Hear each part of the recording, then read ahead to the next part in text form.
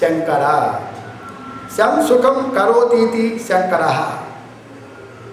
శం అనగా సుఖమును కలుగుజేవాడు శంకరుడు. చంద్రశేఖర నామం. చంద్ర శేఖర శిరోభూషణం యస్య. చంద్రుడు శిరోభూషణమగలవాడు. చంద్రశేఖర నామం.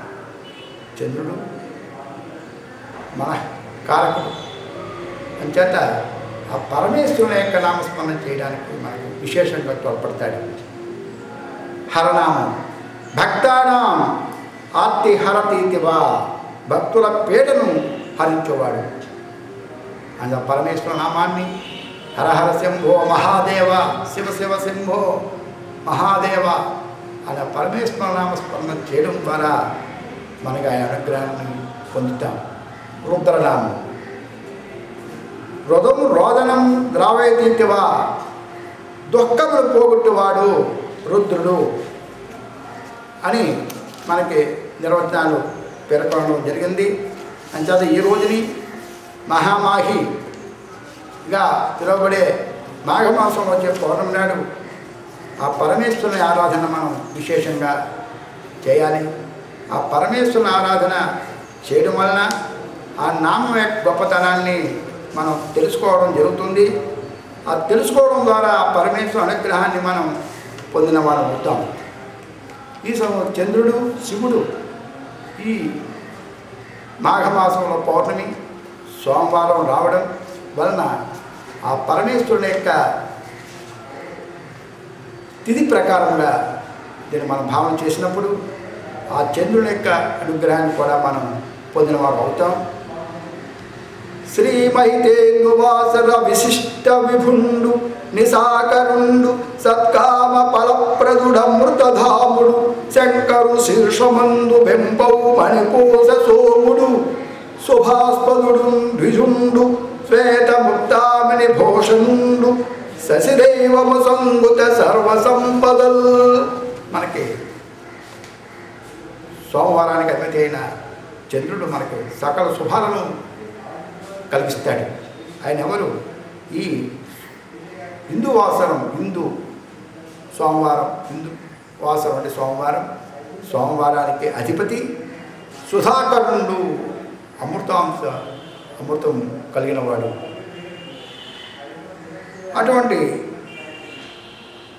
సోముడు మనకి సకల శుభాలను కలిగిస్తాడు. అటువంటి పరమేశ్వరుని యొక్క తత్వాన్ని విచారణ చేస్తూ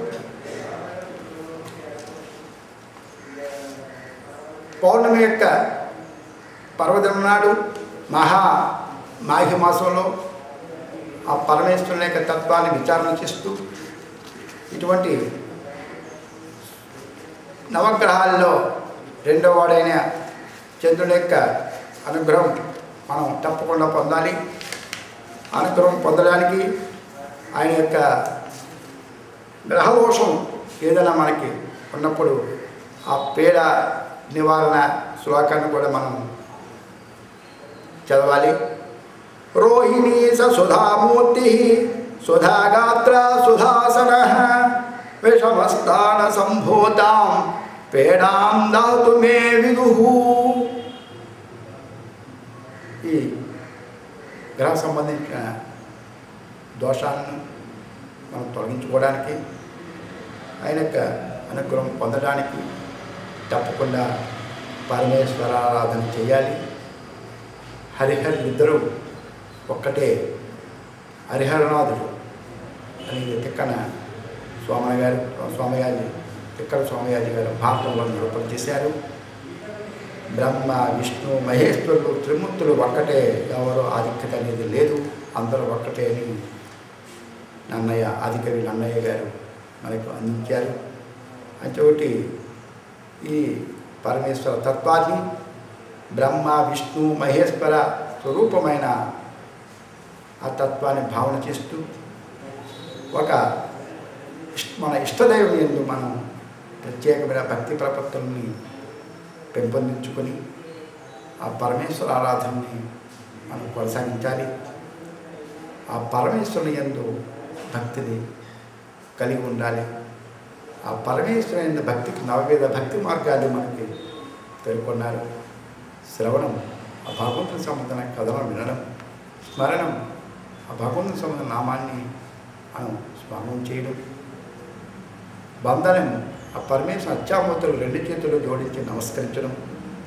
ఈ విధముగా ఆ నవవేద భక్తి మార్గం ద్వారా మనం పరమేశ్వర అనుగ్రహాన్ని పొందాలి. ఆ పొందడానికి ఇటువంటి మహామాహి పర్వదిన కాలంలో మన ఇష్టదేవత ఆరాధనకు సంబంధించింది అటు శైవమైన, శాక్తేయమైన, వైష్ణవమైన ఆ పవిత్రమైన పర్వదిన కాలాల్లో విశేషంగా యథాశక్తిగా పరమేశ్వర నామస్మరణ చేయాలి. ఓం శంభో శివ శివ శివ శివ శివ శివ. ఓం శంభో శివ శివ శివ శివ శివ శివ. ఓం శంభో శివ శివ శివ శివ శివ శివ. ఓం నారాయణ నారాయణ నారాయణ. ఓం నారాయణ నారాయణ నారాయణ. ఓం నారాయణ నారాయణ నారాయణ. ఓం నమ శివాయ శుభం శుభం కురు కురు శివాయ నమ. ఓం ఓం నమ శివాయ శుభం శుభం కురు కురు శివాయ నమ. ఓం